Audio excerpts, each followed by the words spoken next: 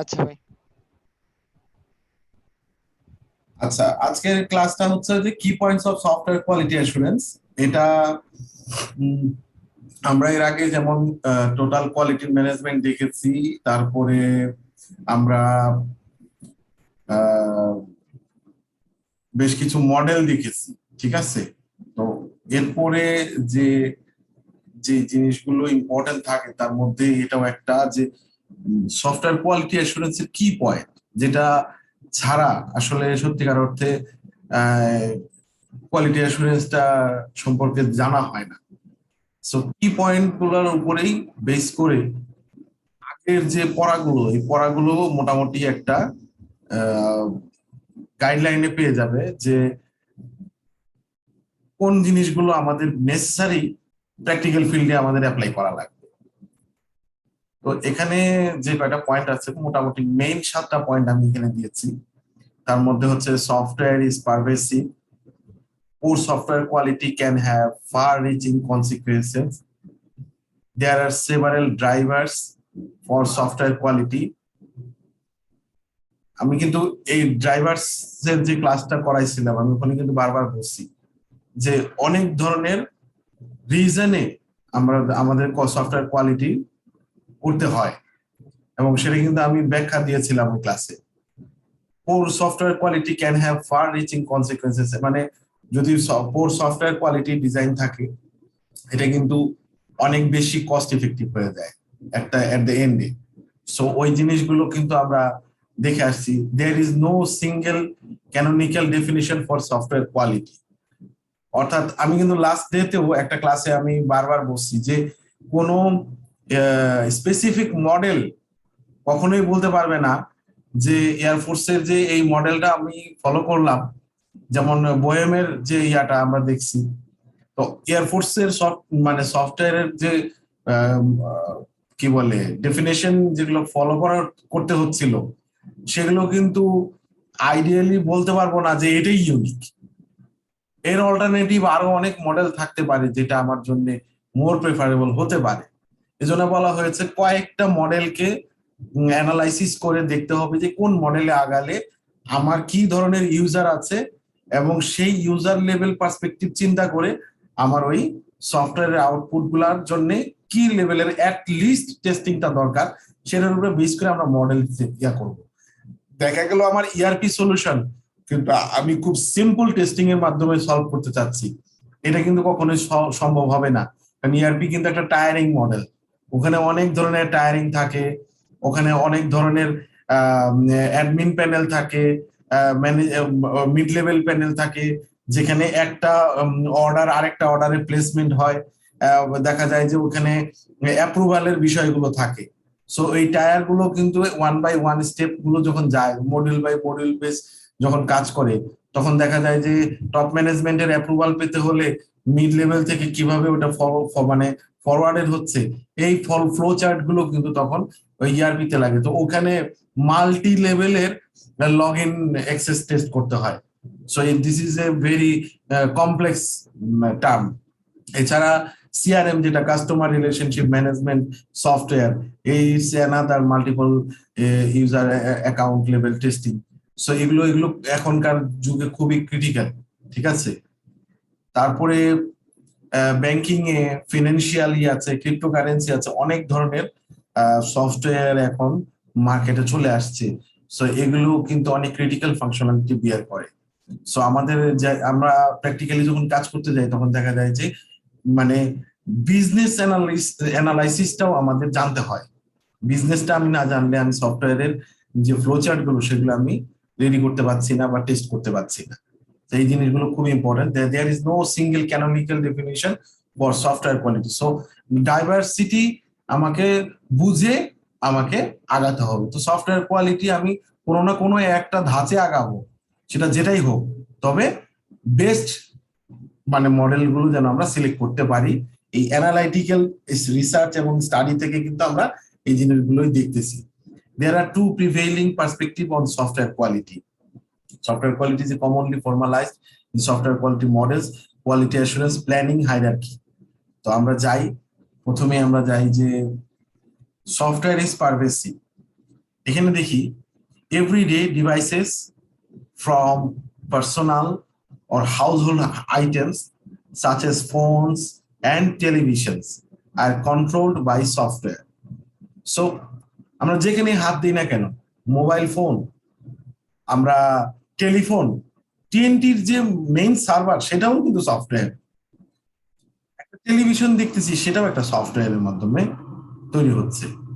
So wherever it is, যাই আমরা ব্যবহার করি না কেন, each and everything depending on software and hardware. So সফটওয়্যারের বিষয়টা আমার পারভেসিভ বলা হচ্ছে এই কারণেই যে এটা আপকামিং এবং এটা সব জায়গায় এখন মানে এটা ইউটিলিটিটা সব জায়গায় এখন ছড়িয়ে গেছে। তারপরে আমরা দেখি software is central to financial market. বর্তমানে আমরা যদি মানে ব্যাংকিং সেক্টর দেখি, একটা ব্যাংক নেই যারা মানে 20% সফটওয়্যার ডিপেন্ডেন্সি ছাড়া চলতে পারে, অ্যাটলিস্ট যদি ধরি। যদি কোনো কিছু নাও করে তবুও তারা মানে কোনো একটা ডেটাবেস ব্যবহার করে যেখান থেকে তারা খুব কুইকলি বিভিন্ন ধরনের কোয়েরি ইনফরমেশন গুলো কালেক্ট করে। সো সফটওয়্যারের এই যে সেন্ট্রাল ইউটিলাইজেশন সেটা ফিনান্সিয়াল মার্কেটেও যেমন আছে, এনার্জি কমিউনিকেশনসে আছে। আমরা যদি বিদ্যুৎ বা বিভিন্ন ধরনের পাওয়ার কনস্ট্রাকশন গুলো দেখি, ওইখানে এমবেডেড ডিভাইস গুলো ওগুলো কিন্তু সফটওয়্যার বেসড চলতেছে। আমরা যদি ইলেকট্রিক্যাল বা মাইক্রোপ্রসেসর নিয়ে পড়ে থাকি বা আমরা ইন্টারফেসিং নিয়ে পড়ে থাকি, আমরা জানি যে ওখানকার 7 segment display, this is another software output.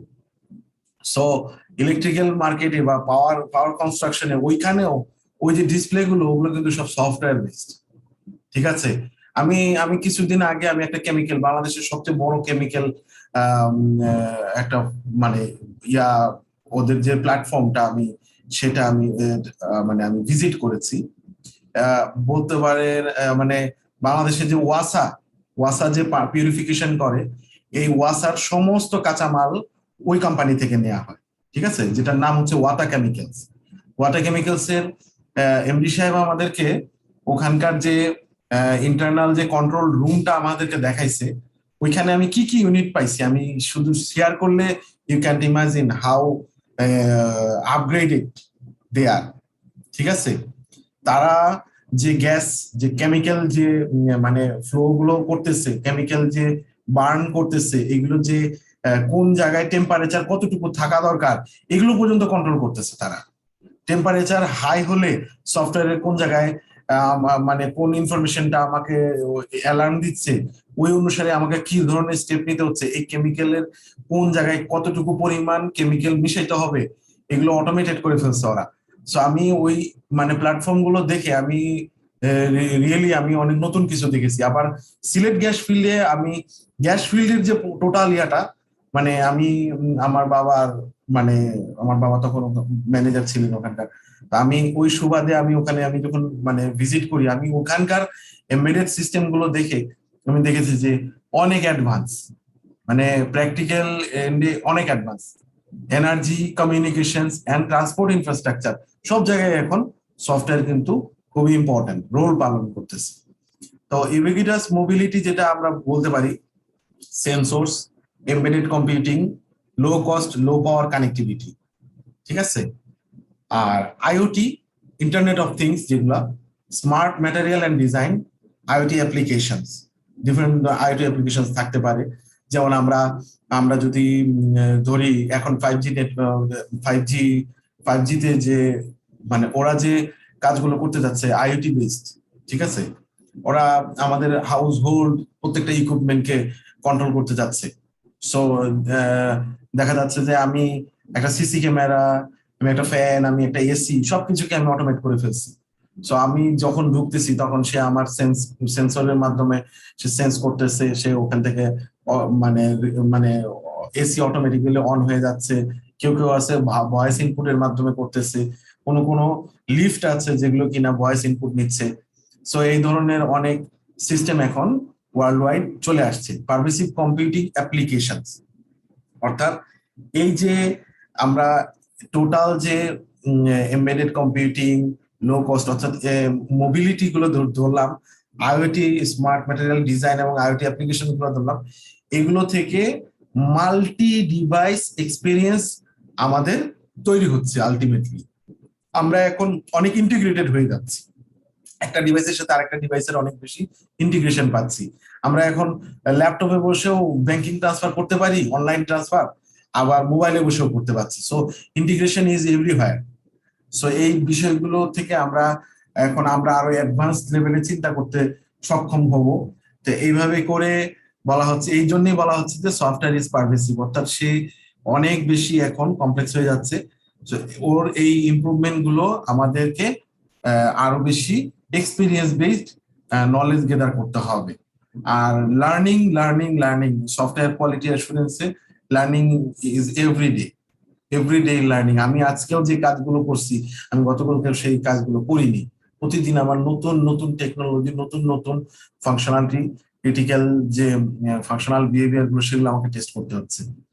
তারপরে আমি আসি, poor software quality can have far reaching consequences. এখানে faults in software system can lead to incorrect software behaviour. আমরা খুব ইজিলি বুঝতে পারছি কথাটা, যে যদি সফটওয়্যার সিস্টেমে কোনো একটা ছোট ফল্ট থাকে, সে আমাকে সফটওয়্যারের বিহেভিয়ারটা ইনকারেক্ট করে দিবে।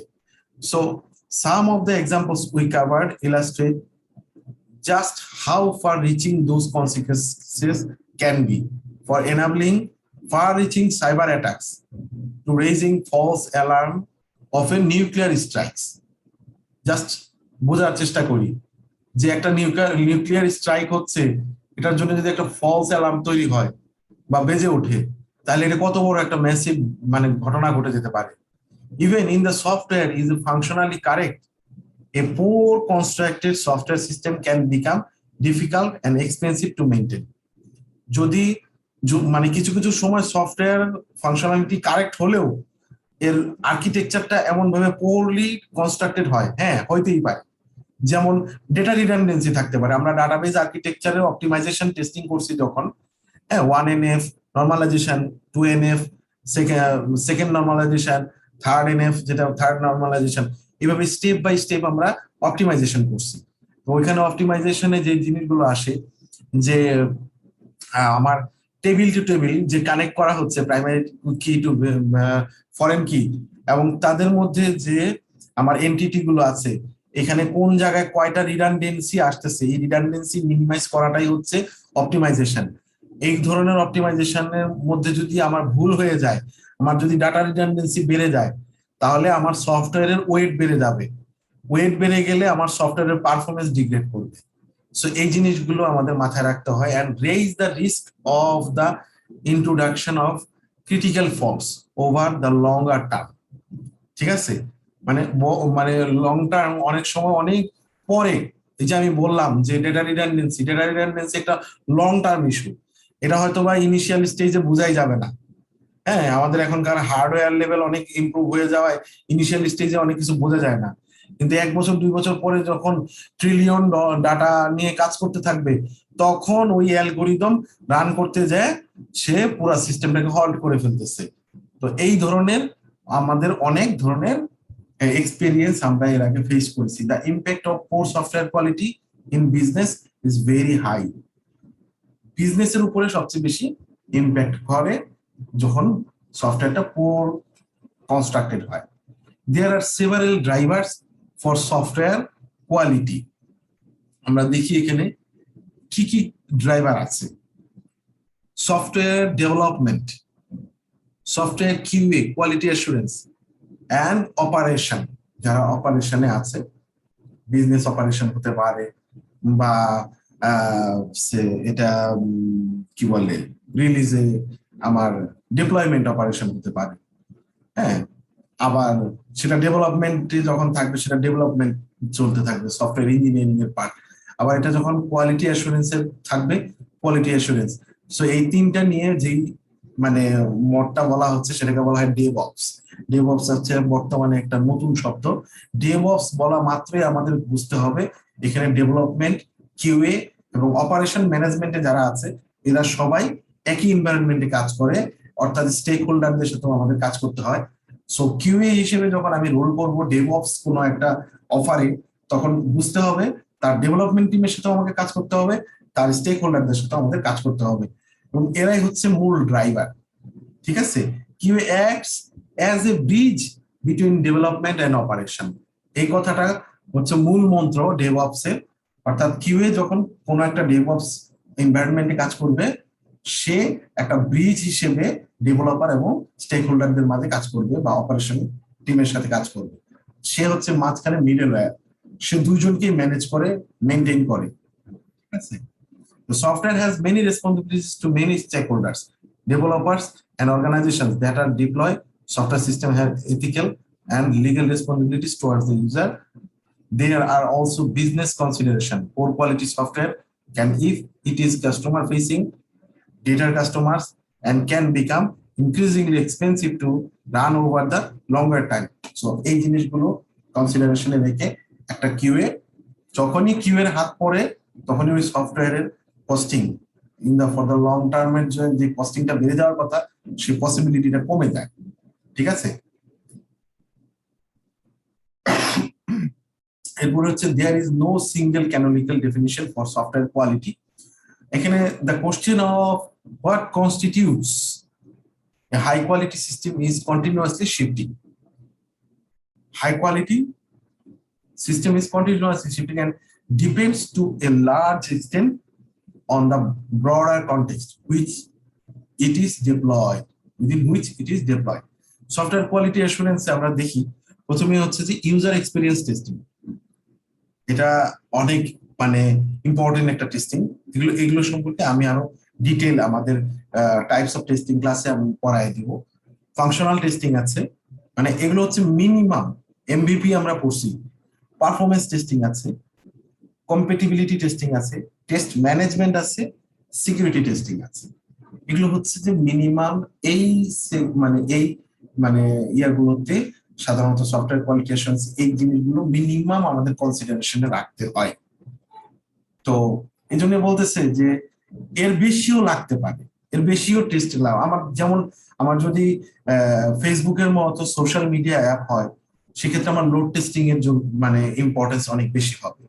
কারণ নাম্বার অফ ইউজার বেড়ে গেলে সে কি পারফরমেন্স করতেছে, কখনো কি সে হল্ট করতেছে কিনা, কখনো ফেলিওর হচ্ছে কিনা, বা কোনো একটা ফাংশনালিটি ব্রেক হয়ে যাচ্ছে কিনা, বা পুরো সিস্টেমটাই আমার ক্র্যাশ করতেছে কিনা, এই জিনিসগুলো তখন আমাদের কনসিডারেশনে আনা লাগবে। তো canonical definition for software quality, এটা আমরা যেভাবেই ধরি না কেন, এটার জন্য কোনো সিঙ্গেল কোনো ডেফিনিশন আমরা জানি না। তবে আমরা যতটুকু জানার চেষ্টা করবো অতটুকুর মধ্যে নিজেকে আপগ্রেড করলেই যথেষ্ট। মোটিভেশনটা important. There are two prevailing perspective. এখানে দুইটা প্রিভেইলিং পার্সপেক্টিভ কথা বলা আছে, Juran's user centric perspective and Crosby's product centric perspective. অর্থাৎ জুরান যে পার্সপেক্টিভটা দিচ্ছে সেটা হচ্ছে ইউজার সেন্ট্রিক, ইউজারকে কনসিডার করে সে একটা পার্সপেক্টিভ দিচ্ছে যে সফটওয়্যার কোয়ালিটি ধরে রাখতে হলে ইউজার সেন্ট্রিক হওয়া উচিত এইভাবে। ক্রসবি বলতেছে যে প্রোডাক্ট সেন্ট্রিক ভিউ এরকম হলে তাহলে এটা বেটার। তো both of these viewpoints predate software engineering as a discipline and were used to assess quality in manufacturing context. What the company builds, user expectation. QA কি করতেছে, এই দুইটাকে সমন্বয় করতেছে। কোম্পানি কি বিল্ড করতেছে এবং ইউজার কি এক্সপেক্ট করতেছে, এই দুজনকে মার্জ করে সে একটা লিগ্যাল আউটপুট। আমি এই কারণেই বলতেছি কারণ সে সবসময় এভিডেন্স বেস কাজ করে। এভিডেন্স ছাড়া কিউএ কথা বলে না, কোনো কিউএ কখনো এভিডেন্স ছাড়া কথা বলে না। মোস্ট অফ দ্য কেসেসে আমরা দেখেছি কিউএ তে বিহেভিয়ারই হয়, সে এভিডেন্স বেস কথা বলবে। তো আমরা দেখি যে জুরান্সের ইয়াটা কিরকম ছিল, quality planning, quality control, quality improvement. অর্থাৎ ইউজার সেন্ট্রিকের জন্য সে বলতেছে কোয়ালিটি প্ল্যানিং, কোয়ালিটি কন্ট্রোল কিন্তু টেস্টিং, কোয়ালিটি প্ল্যানিং কিন্তু হচ্ছে কি কি টেস্টিং অ্যাপ্লাই করতে হবে, কিভাবে করতে হবে, কখন করতে হবে, কোন টাইমের মধ্যে শেষ করতে হবে, এটা প্ল্যানিং এর পার্ট। আর কোয়ালিটি কন্ট্রোলটা হচ্ছে যে আমি যেই আমাকে যে গাইডলাইনটা দেওয়া হয়েছে সেটার সাথে আমার সফটওয়্যারের টেস্টিং এর আউটপুট রেজাল্ট গুলো ম্যাচ করতেছে কিনা, সেটা কোয়ালিটি কন্ট্রোলের পার্ট। আর ইমপ্রুভ কোয়ালিটিটা হচ্ছে যে এক্সপেরিয়েন্স বেসড কিভাবে ইমপ্রুভ করা যায়, ওই এক্সিস্টেন্স বা ওই ডেভেলপড পোর্শনটাকে কিভাবে ইমপ্রুভ করানো যায়। এটা অনেক ধরনের ইমপ্রুভমেন্ট আমাদের কোয়ালিটি এসুরেন্স থেকে আমরা করে থাকি। কিন্তু ক্রসবি যেটা বলতেছি, এটা তো আমরা করলাম হচ্ছে ইউজার সেন্ট্রিক, কিন্তু ক্রসবি করতেছি, Crosby's approach revolves around zero defects. ওর কথা হচ্ছে যে কোনো ডিফেক্ট থাকতে পারবে না, জিরো ডিফেক্ট মানেই কোয়ালিটি। মানে ও হচ্ছে ডিফেক্ট, ও হলো প্রোডাক্টের উপরে কাজ করে। মানে এ হচ্ছে কি, মানে ইউজার সেন্ট্রিকে যেটা হচ্ছে যে ইউজারের উপরে বেস করে আমি প্ল্যানিং তৈরি করতেছি সেই ইউজারকে স্যাটিসফাই করার জন্য। আমি কিন্তু এর আগেও বলছি, user is the king, user is the boss. সে যা বলতেছে আমরা তাকে সেন্টার করে সবসময় তাকে স্যাটিসফাই করব। তো একজন কিউএ কি করতেছে, সে কোয়ালিটি প্ল্যানিংটা করতেছে ইউজারকে সেন্টার করে, সে কোয়ালিটি কন্ট্রোলের কাজগুলো করতেছে ইউজারকে সেন্টার করে, কোয়ালিটি ইমপ্রুভমেন্টও করতেছে ইউজারকে সেন্টার করে। কিন্তু ক্রসবির কথা হলো ইউজার কোনটা সেন্টার করছে জানি না, কিন্তু আমার কোনো ডিফেক্ট থাকতে পারবে না, zero defect. Doing things write the first time is always cheaper than trying to fix defects after they have been created. Thus, quality is free. অর্থাৎ আমরা যদি হোয়াইট বক্স টেস্টিং এর কথা ধরি, যেটা কিনা আমার ইনলাইন কমান্ড লাইন টেস্টিং করে, ঠিক আছে, ওইখানে আমার একদম মানে কোর টেস্টিংটা হয়। এটা সাধারণত ডেভেলপমেন্ট হাউসে এই টেস্টিংটা হয়, হ্যাঁ, লাইন বাই লাইন ডিবাগিং করে টেস্ট করা। এটা এটা এটা সাধারণত যারা সি সি প্লাস প্লাসে আমরা ডিবাগ করি প্রথমে, মানে এক্সিকিউট করার আগে ডিবাগ করি, তখন লাইন বাই লাইন এক্সিকিউট করারও একটা অপশন আছে। সেটা করলে সে কোন লাইনে কোন এক্সিকিউশনের ভ্যালুটা নিচ্ছে সেটা করে। এছাড়া আমি যখন ইয়েতে কাজ করেছি, ভিজুয়াল বেসিকে কাজ করেছি, ওখানেও আমি লাইন বাই লাইন এভাবে রিভিউ করেছি। কিন্তু এখানে যেটা হচ্ছে যে এদের কথা হচ্ছে তাই যে হোয়াইট বক্স টেস্টিং, মানে বিভিন্ন ধরনের স্ক্রিপ্টিংও আছে। তো হোয়াইট বক্স টেস্টিং এ যেটা হয় একদম কোর লেভেলে, কোড লেভেলে সে টেস্টিং করে, কোড লেভেলে টেস্ট করে যদি এলিমিনেট করা যায় তাহলে সেটাকে বলা হচ্ছে যে ফার্স্ট চয়েস, ঠিক আছে। থাস কোয়ালিটি ইজ ফ্রি, এবং এভাবেই সে কোয়ালিটিটাকে মেনটেন করতে থাকছে। সো আমরা যে জিনিসটা দেখলাম, দুজন দুই ধরনের ফিলোসফি দিয়েছে। I think we can merge this two philosophy, এর জন্য আমি দুইটা ফিলোসফি একসাথে আনছি। এরপরে আমরা যাই, software quality is commonly formalized in software quality models. আমরা এখানে দেখি, যদি there have been numerous models that have been proposed over the decades, অনেক ধরনের মডেলস আছে, মানে লাস্ট ডিকেডে অনেক ধরনের মডেলস এখানে আমরা জানতে পারি। These models have grown over time. It is important to be able to, for a given model, be able to link specific concepts of quality measurable artifacts in the system. McCall model বলতেছে, Boehm model আমরা কিন্তু এর আগে পড়ে আসছি, first model, Dromey model, ISO IEC 91226 model, এগুলো এই মডেলগুলোর example দিয়েছে। এগুলো আমি পরিচিত হওয়ার জন্য আমি রেখে দিয়েছি। So you just have to understand this kind of name would appear in front of you again. So এখন আমি দেখি প্রোডাক্ট কোয়ালিটি কিভাবে অ্যাচিভ হচ্ছে। ফাংশনাল সুইটেবিলিটি আমরা এর আগে পড়ে আসছি, রিলায়েবিলিটি আমরা পড়ে আসছি, পারফরমেন্স এফিসিয়েন্সি আমরা পড়ে আসছি, ইউজেবিলিটি টেস্টিং পড়ে আসছি, মেইনটেনেবিলিটি টেস্টিং পড়ে আসছি, security testing, compatibility testing, portability testing. এই জিনিসগুলো এনশিওর করা লাগবে যখন প্রোডাক্ট কোয়ালিটি এনশিওর করা লাগবে। এবং তার ডেফিনেশন গুলো কি বলতেছে এখানে, functional suitability, functional completeness, functional correctness, functional appropriateness, এটা আমরা গত ক্লাসে একবার দেখেছি। রিলায়েবিলিটি যদি আমরা মানে এনশিওর করতে হয়, কারণ এগুলো কিন্তু এই মডেলের ভিতরে ঢুকে যায়, এই ডেফিনেশন গুলোই মডেলে ফলো করে, এবং মডেলগুলোই যখন অ্যাপ্রুভাল দেয় তখন এই টেস্টিং লেভেলটা অ্যাপ্রুভাল করে। Maturity, availability, fault tolerance, recoverability. তাহলে রিলায়েবিলিটি যদি আমার অর্জন করতে হয় একটা সফটওয়্যারে, তার ম্যাচুরিটিটাকে আমাকে দেখতে হবে, অ্যাভেলেবিলিটি, সে অ্যাভেলেবেল কিনা সব জায়গায়, ফল্ট টলারেন্স করতে পারছে কিনা, কারণ ছোট ফল্টের কারণে যদি সে ক্র্যাশ করে এটা তো মার্জনীয় না। সো ফল্ট টলারেন্স লেভেলটা যেন অবশ্যই মিনিমাইজড হয়, তার মানে ম্যাক্সিমাইজ হবে, টলারেন্স লেভেলটা ম্যাক্সিমাইজ হবে কিন্তু ফল্টটা মিনিমাইজ করা হবে। রিকভারেবিলিটি, অর্থাৎ যদি কখনো কোনো কারণে যদি সামান্য ডিস্টর্টেড হয় কিছু, সেটা যেন খুব কুইকলি এবং ম্যাক্সিমাম রিকভার করা সম্ভব হয়। তারপরে পারফরমেন্স এফিসিয়েন্সি, পারফরমেন্স এফিসিয়েন্সিতে বলা হয়েছে টাইমলি বিহেভিয়ার করতে হবে। রিসোর্স, টাইমলি বিহেভিয়ার কারা করবে? রিসোর্স, অর্থাৎ আমি যে হার্ডওয়্যার গুলো ইউজ করতেছি বা যে রিসোর্স গুলো ব্যবহার করতেছি সেগুলো। তারপরে হচ্ছে আমার ইউটিলাইজেশন ক্যাপাসিটি, তারপরে ইউজেবিলিটির মধ্যে appropriateness, recognizability, learnability, operability, user error, protection, user interface, aesthetics, accessibility. এই জিনিসগুলো মোটামুটি গত দিন আমরা দেখেছি যে ইউজেবিলিটি ডেফিনেশনের মধ্যে। মেইনটেনেবিলিটির মধ্যে আমরা দেখেছিলাম মডুলারিটি, রিইউজেবিলিটি, অ্যানালাইজেবিলিটি, মডিফায়াবিলিটি, টেস্টেবিলিটি। এরপরে সিকিউরিটির মধ্যে আসছে confidentiality, integrity, non repudiation, accountability, authenticity.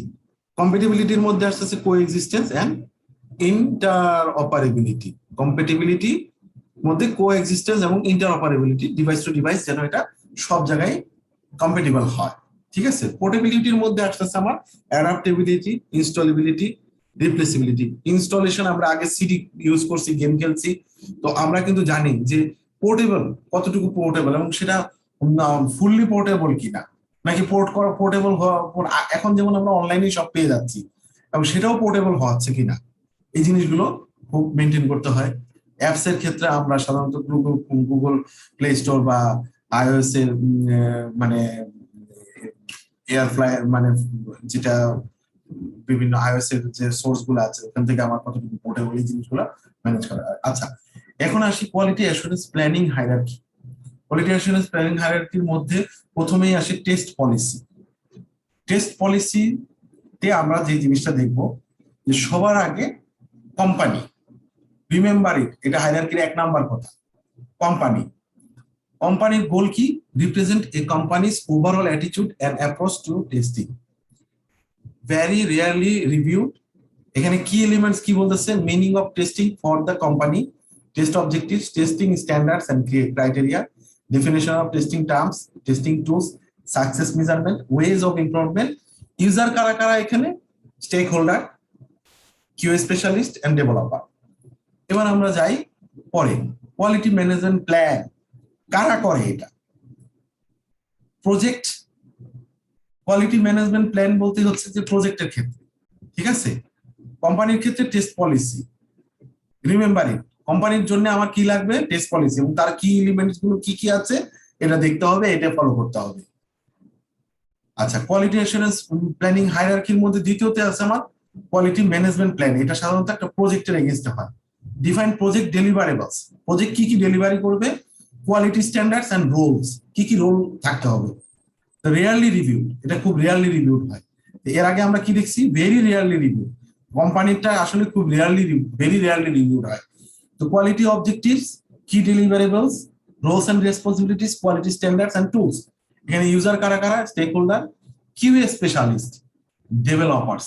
Remember, এই কিউএ স্পেশালিস্টের মধ্যে আমাদের এখানকার কিউএ স্পেশালিস্টরা একসময় থাকবে যারা এই প্রজেক্টের কোয়ালিটি ম্যানেজমেন্ট প্ল্যান তৈরি করবে। ঠিক আছে। সো এর জন্য আমি এই হায়ারার্কিটা এখানে দেখালাম। এরপর হচ্ছে টেস্ট স্ট্র্যাটেজি, তারপরে হচ্ছে প্রোডাক্ট। এর আগে আমরা প্রজেক্ট করছি। কোম্পানি কি করে? একটা প্রজেক্ট তৈরি করে, প্রজেক্টের আন্ডারে একটা প্রোডাক্ট তৈরি হয়। ঠিক আছে। এই প্রোডাক্টটা কি? প্রোডাক্টের ক্ষেত্রে সাধারণত টেস্ট স্ট্র্যাটেজি। প্রজেক্টের ক্ষেত্রে আমরা কি করছি? Quality management plan. তো যখন প্রোডাক্ট ডেলিভারি হবে তখন টেস্ট স্ট্র্যাটেজি কিরকম? Define software testing approaches and align QA with business objectives. এটা অলরেডি বলে ফেলছি আজকে শুরুতে। Scope of testing, remember it, budget constraints, time constraints, industry standards, testing objectives, stakeholders, Q specialist and developers. এই জায়গায় developer ঢুকলো কিন্তু। ঠিক আছে।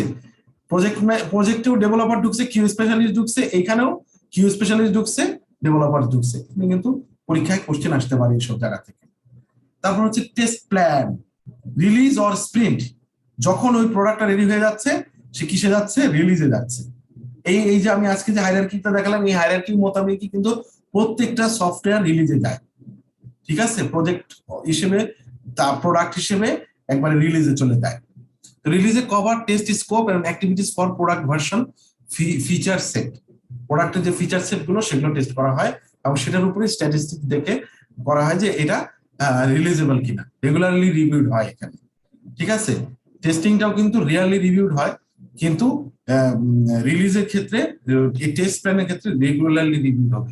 Test items, test approach, pass and fail criteria, feature to be tested, deliverables, schedules, risk, responsibilities, অর্থাৎ pass and fail criteria এটাই আমরা সবচেয়ে বেশি দেখবো কিউএ তে। এখানে কিউএ স্পেশালিস্ট এবং ডেভেলপার্স এরাই শুধুমাত্র কাজ করে। পাস এন্ড ফেল হচ্ছে যে লিস্ট অফ টেস্ট কেসেস এর এগেইনস্টে পাস এন্ড ফেল করা হয়। তারপরে কি টেস্ট কেস, ওই যে আমি ফিচার গুলো আমি টেস্ট করব, ওই ফিচার গুলো এখানে টেস্ট কেসের আন্ডারে আসবে। একটা টেস্ট কেসে কি কি থাকে, টেস্ট কেস আইডি থাকে, ডেসক্রিপশন থাকে, টেস্ট স্টেপস থাকে, টেস্ট ডেটা থাকে, এক্সপেক্টেড রেজাল্ট থাকে, অ্যাকচুয়াল রেজাল্ট থাকে, স্ট্যাটাস থাকে, date of creation, date of execution, define testing conditions to verify the expected functionality of a feature, ঠিক আছে। কনস্ট্যান্টলি রিভিউড হয়। কিউ স্পেশালিস্ট এবং ডেভেলপাররা মূলত টেস্ট কেস এক্সিকিউশনের এই কাজগুলো করে। সো আমি আজকে টেস্ট কেসের হালকা কিছু জিনিস দেখিয়ে দিলাম। টেস্ট কেসের এখানে টেস্ট কেসের যে এই যে জিনিসগুলো কি এলিমেন্টস গুলো, এগুলোই কিন্তু মূলত আমরা টেস্ট কেস যখন দেখব রিয়েল লাইফে তখন আমরা এই জিনিসগুলোই দেখব, ঠিক আছে। এগুলো আমি আর একটু ভাস্টলি দেখাবো আমরা আরো নেক্সট ক্লাসগুলোতে, সেকেন্ড ফেজে যখন চলে যাব। সো আজকে আমার মনে হয় এখানে সবাই অনেক গুরুত্বপূর্ণ অনেক জিনিস দেখেছি। তো আমার মনে হয় একটু কারোর যদি কোনো কোয়েরি থাকে আমাকে জিজ্ঞেস করতে পারে, আর যদি না থাকে আমি এই ক্লাসটা ক্লোজ করে দিব, আবার আমরা নেক্সট ক্লাসে চলে যাব। কারোর কোনো কোশ্চেন আছে?